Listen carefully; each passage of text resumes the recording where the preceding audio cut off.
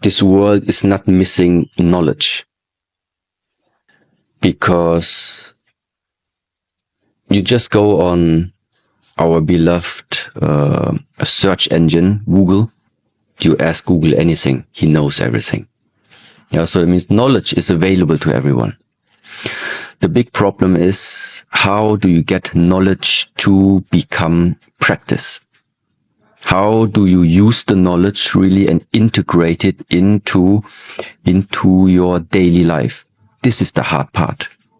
And therefore, in our tradition, we say, knowledge means nothing without the willingness to put the knowledge into practice. This is the difficult part. People know drinking too much is not good. People know smoking too much is not good.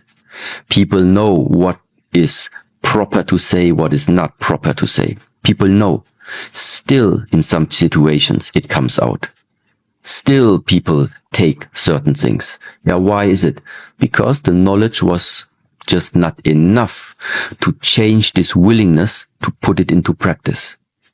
And again, I always return back, because this is the main point.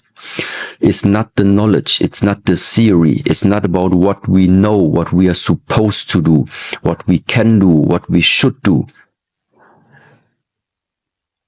No, it's about using the body, first of all, and express life through your body by movement.